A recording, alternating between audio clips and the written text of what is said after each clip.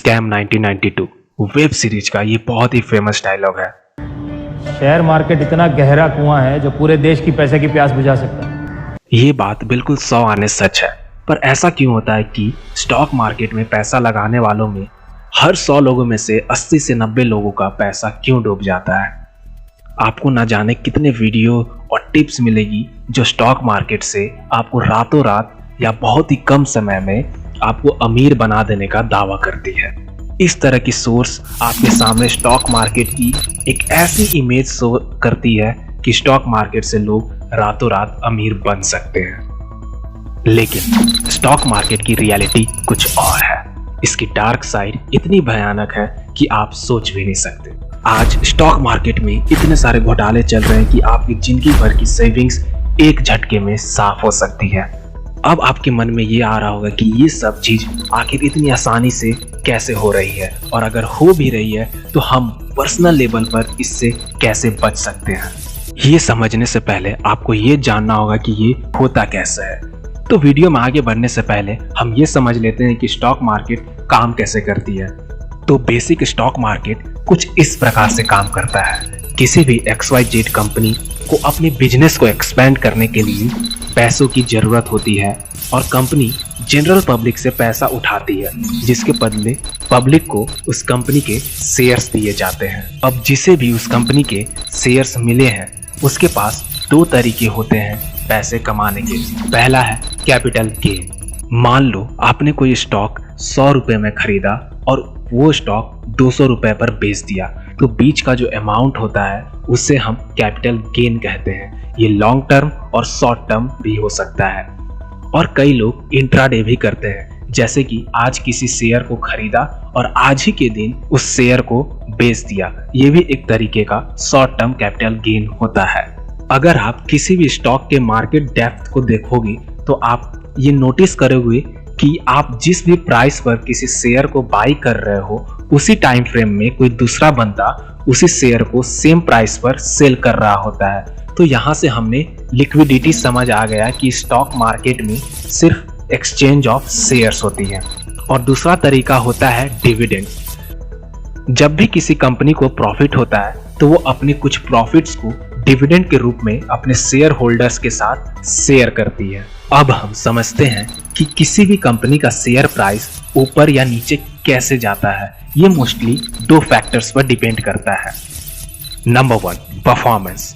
उस कंपनी का परफॉर्मेंस कैसा है जिस कंपनी में आप इन्वेस्ट कर रहे हो। ये चीज हम उस कंपनी के बैलेंस शीट को देखकर समझ सकते हैं कि वो कंपनी प्रॉफिट में है या घाटे।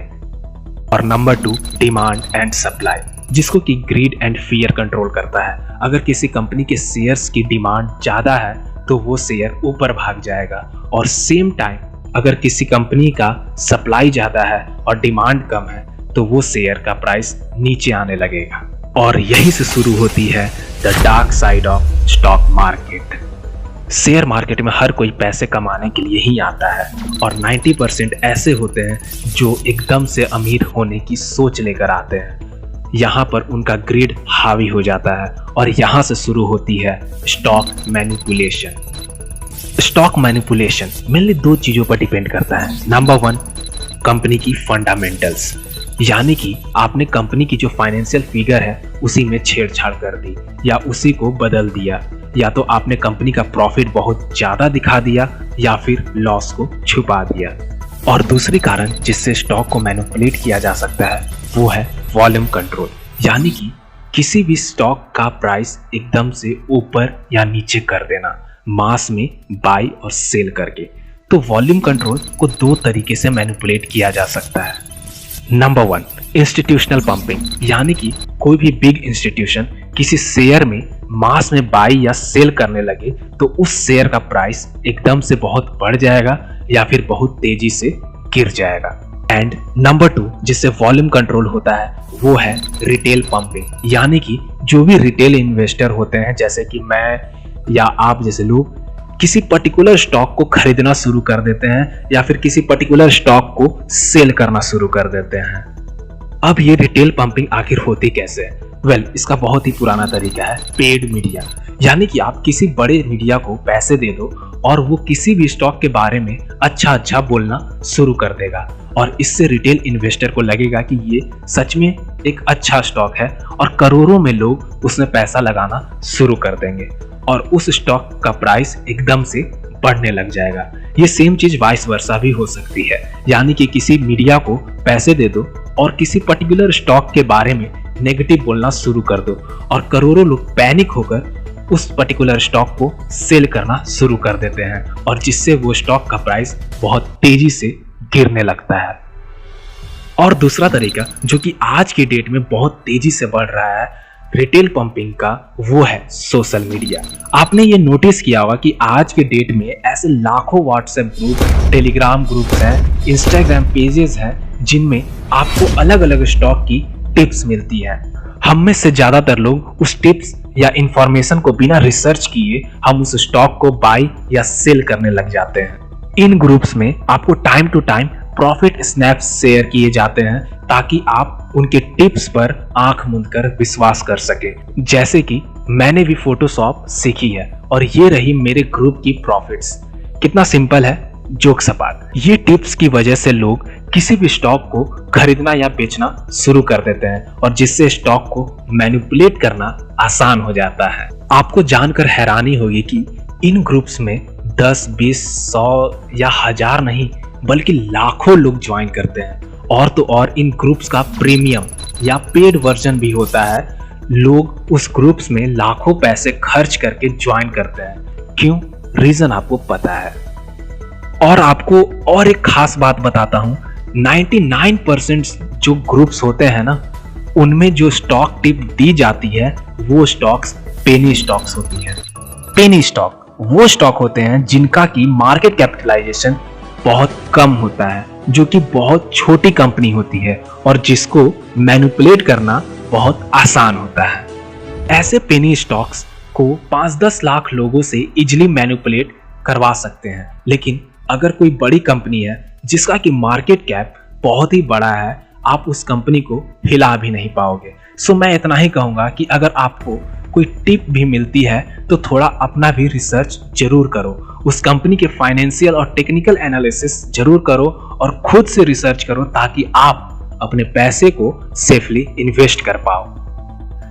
तो अगर आपको कोई टिप मिलती है ऐसे पेनी स्टॉक की तो आप सावधान हो जाओ। और हाँ, मैं यही कहूंगा कि स्टॉक मार्केट एक जुआ है उनके लिए जो इन टिप्स को लेकर स्टॉक मार्केट में आते हैं। कुछ तो प्रॉफिट बना भी लेते हैं ऐसी टिप्स से, लेकिन हाँ, आगे चलकर वो सारी कमाए हुए प्रॉफिट्स वापस मार्केट को दे कर जाते हैं और लास्टली कहते हैं कि स्टॉक मार्केट एक जुआ है। अब नेक्स्ट जो सबसे ज्यादा होती है स्टॉक मार्केट में वो है इनसाइडर ट्रेडिंग। इनसाइडर ट्रेडिंग का मतलब कोई भी ऐसी इंफॉर्मेशन जो कि कंपनी से रिलेटेड हो और पब्लिक डोमेन में अवेलेबल नहीं है, आप उसका इस्तेमाल करके प्रॉफिट बना रहे हो। सो इनसाइडर ट्रेडिंग के बहुत से केसेस आपने देखे ही होंगे एंड द आयरनी इज इसको ट्रैक करना बहुत ही मुश्किल होता है क्योंकि बड़े बड़े इन्वेस्टर्स एंड इंस्टीट्यूशंस अपने बंदे को इन कंपनियों में प्लांट करके रखते हैं जिनको कि मोल्स कहा जाता है, जो कंपनी से रिलेटेड इंफॉर्मेशन को लीक करवाते हैं। एट द एंड मैं यही कहूंगा कि स्टॉक मार्केट में ऐसे बहुत से शार्क्स हैं जो आपका सारा पैसा एक पल में साफ कर सकते हैं, या तो स्टॉक को मैनिपुलेट करके या तो पंप और डंप करके।